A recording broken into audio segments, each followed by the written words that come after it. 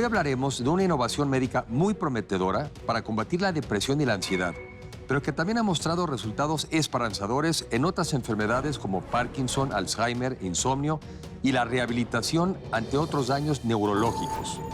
Esta innovación es alentadora porque no requiere operaciones ni fármacos, no produce dolor en los pacientes, es mucho más barata que técnicas similares y los pacientes podrían tomar el tratamiento desde la comodidad de su hogar.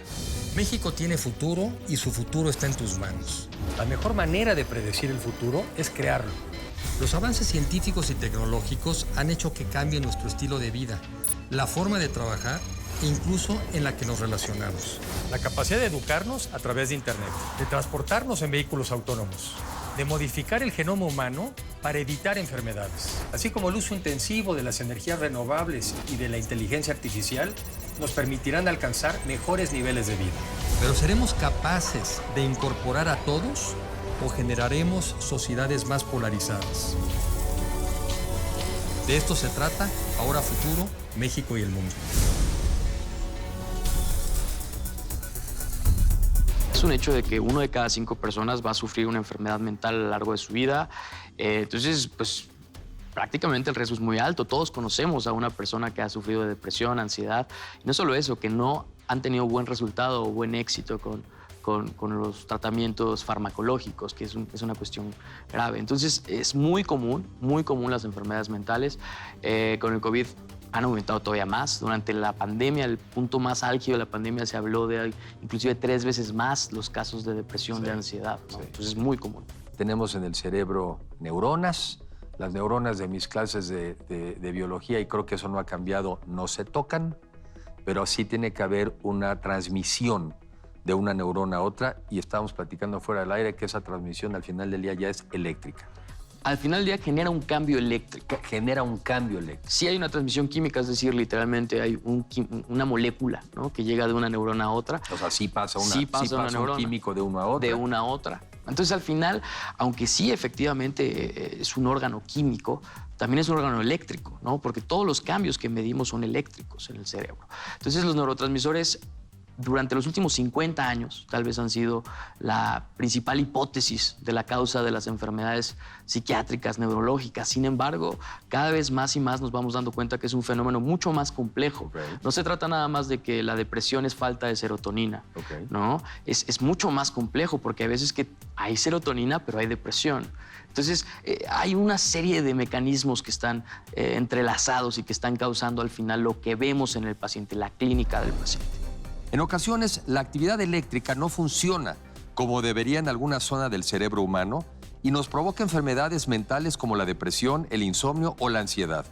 Estas enfermedades se pueden tratar con estimulación eléctrica. No obstante, antes se requería de operar para abrir el cráneo y hacer la estimulación eléctrica ahí. Actualmente, ya existe la estimulación eléctrica transcraneal o sin necesidad de abrir el cráneo. Esta suele ser cara, pero Actipulse, una empresa mexicana, está innovando al crear dispositivos que hacen esta estimulación sin operación, con un costo hasta 90% menor que con máquinas convencionales y que además es portátil. 4 de cada 10 pacientes de depresión no mejoran con los fármacos y necesitan alternativas. La estimulación magnética transcraneal ha conseguido que el 70% de los pacientes mejoren. Tenemos una imagen de que una enfermedad se prende una área, se apaga otra área, pero no es tan sencillo.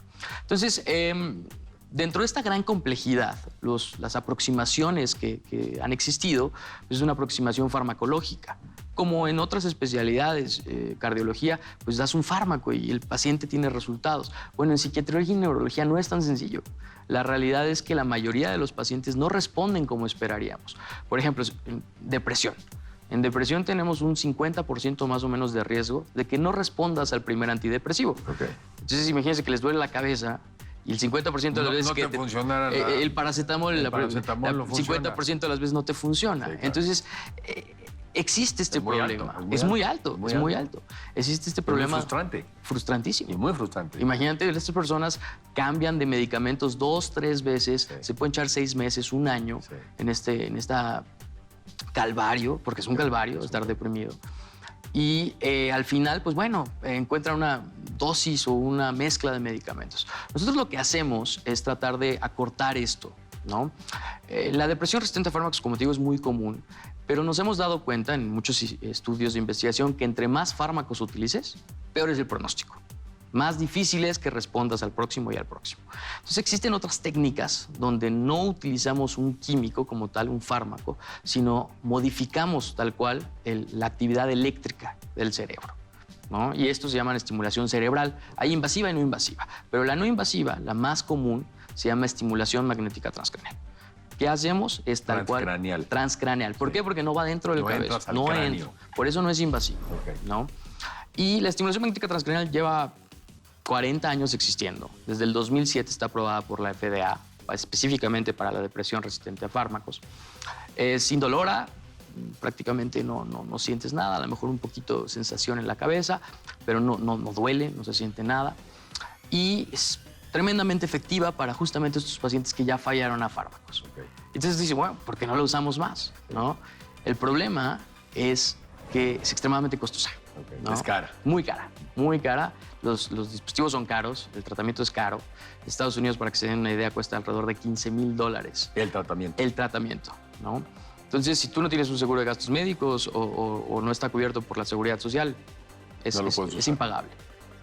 Entonces, esto ha limitado mucho el impacto de estas nuevas tecnologías y la adopción de estas tecnologías por la comunidad médica, el costo y la poca disponibilidad. Entonces, nosotros lo que hemos hecho, lo que hemos intentado, es justamente democratizar el acceso a estas tecnologías, ¿no? Y eso es lo que hemos hecho los últimos 5 años en Actipulse, es tratar de incrementar el acceso, ya sea diseñando dispositivos más coste efectivos, ¿no? Más accesibles. Pero no solo eso, es incrementar el número de dispositivos que hay. Imagínense que si tuviéramos diabetes, tuviéramos que ir todos los días a la clínica a recibir el tratamiento, pues no es muy escalable. ¿Estos dispositivos tienen que ser aplicados en una clínica? Hoy por hoy, sí. O podrías, o eventualmente, no sé si en otros países, te llevas tu kit, te llevas tu equipo, sabes cómo te instalas y tú mismo aprendes a usarlo. ¿Cómo funciona eso? Hoy por hoy sí es una clínica, ¿no? Sin embargo, justo nuestro proyecto más grande es llevarlo a la casa de los pacientes. Entonces, estamos haciendo un ensayo clínico muy grande entre México y Estados Unidos, donde vamos a probar que es igual de efectivo que usarlo en la clínica, usarlo en casa. O sea, que hacia allá vamos. Sí, hacia allá vamos y nosotros ya tenemos un prototipo y lo estamos usando en un estudio clínico. Estudios recientes han encontrado beneficios de esta estimulación para combatir el Parkinson, el Alzheimer, el deterioro cognitivo leve, el tabaquismo, el insomnio y la rehabilitación neuronal tras accidentes cerebrovasculares. Por ejemplo, hay enfermedades, el otro día vi también una entrevista, un documental, y vi a un psiquiatra, ironía de la vida, con mal de Parkinson, ¿no? Y bueno, sabemos también que existe pues, la pérdida de la memoria, existe también luego la debilidad cognitiva, ¿no? Mucha gente no entiende, se disminuye la capacidad de concentración, que también tiene que ver con ansiedades y con angustias. Y luego una que ya es consulta, el sueño. ¿Por qué todo esto? ¿Por qué todo esto está ligado? Es muy interesante porque son cosas que podrían parecer muy dispares, ¿no? Sí. Movimiento, cognición, sueño, pero en realidad todos son consecuencias de neurodegeneración. Es decir, cuando nuestro cerebro deja de funcionar correctamente, se van perdiendo funciones. En algunas personas se manifiesta como una pérdida motora, si son la sustancia nigra, que es un área que produce dopamina, entonces se manifiesta como Parkinson. Pero si tienes degeneración en el hipocampo, se manifiesta como Alzheimer, ¿no? Si tienes degeneración de otras áreas, puede ser otra enfermedad. Pero al fin y al cabo es un daño tal cual en el sistema nervioso que, dependiendo específicamente de nuestras cuestiones genéticas, ambientales, sociales inclusive, puede generar un tipo de enfermedad diferente. Pero al final todo está causado por neurodegeneración. Entonces, si tú me dices el sueño, he perdido el sueño, eso no es bueno. No es bueno que la gente vaya perdiendo el sueño. De hecho, se ha visto que se asocia que las personas que van perdiendo la capacidad para dormir tienen más frecuencia de enfermedades neurodegenerativas. Sí, de acabar en una de estas. Sin necesidad, no necesariamente van a acabar, pero es más riesgo. Es más riesgo. Pérdida de olfato. Es interesantísimo ahora con el COVID. Cierto. Que hubo mucho pérdida de olfato. Bueno, antes del COVID ya sabíamos que perder el olfato antes, tempranamente, es un factor de riesgo para enfermedad de Parkinson, para enfermedad de Alzheimer. Entonces, todo esto está relacionado. Al fin y al cabo, nuestro cerebro es un órgano extremadamente complejo que diferentes mecanismos van a llegar o van a lograr o van a terminar causando una enfermedad. Okay. ¿Qué están trabajando ustedes? Porque he oído también mucho, en general los temas de las enfermedades mentales no son atendidos por los sistemas de salud de los países. Y sin embargo, hoy en día, pues es uno de los temas más graves con los que te enfrentas. Y llega el riesgo al final del día de poner la vida en peligro. Pues, Totalmente. Hemos dicho que acaban muchas veces en suicidios. ¿Qué podemos hacer sobre ese tema? A ver, México históricamente tiene una deuda con las enfermedades mentales. Si tú comparas los números, son un poco viejos, son como hace 10 años, pero si tú comparas los números internacionales de México con otros países, por ejemplo, Holanda tiene un sistema de salud mental muy interesante, el tiempo que tarda un mexicano en buscar atención Es larguísimo. es larguísimo. Okay. Atención. Y por lo siquiera. mismo la enfermedad avanza. Es peor, llega a mayor grado cuando se atiende. Ahora, no solo eso, la cantidad de pacientes que tienen el diagnóstico y el tratamiento correcto también es muy bajo Claro. comparado con otros países.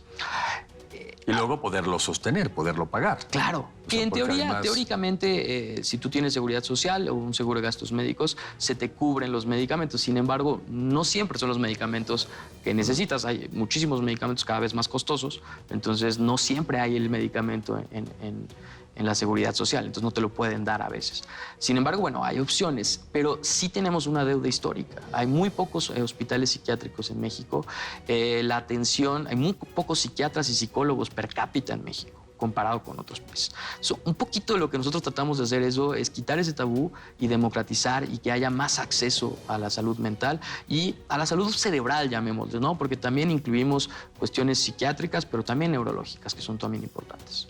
Pues mira, yo creo que un poco como comentario final, ¿qué mensaje nos podrías dar?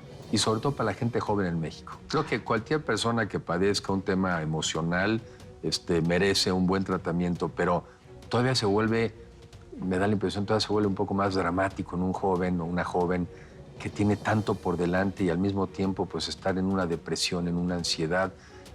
Eso en sí mismo te quita la visión optimista sobre la vida. ¿Qué nos podrías decir de eso? Primero que nada, quitar el estigma.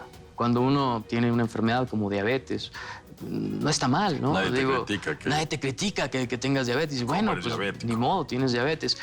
Cuando empecemos a entender a las enfermedades del sistema nervioso como una enfermedad más, Claro. no como un estigma, eso va a ayudar mucho a que las personas puedan decir, pues sí, sufro de trastorno obsesivo compulsivo, sufro de depresión, sufro de ansiedad. Entonces, es una primera de las cosas, hay que quitar ese estigma. Pues, segundo, una vez quitado el estigma, buscar ayuda. Hay que atenderse. Hay que atenderse. En realidad, la atención hay que buscarla. Es una enfermedad, es como si una persona no se trata su diabetes, pues va a acabar con insuficiencia renal, con una serie de problemas. Igual, cuando no tratamos este tipo de enfermedades, vamos a tener consecuencias. Pues a ver, yo también quisiera sumarme a este tema que para mí la salud es quizá el elemento más importante de un ser humano, la salud física y la salud mental.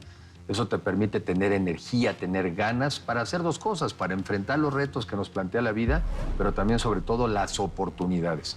Y además para los jóvenes incursionar como científicos, como empresarios en esta actividad, me parece que además es un área de gran potencial hacia adelante, porque lamentablemente en el mundo ha habido un crecimiento muy importante de las enfermedades mentales.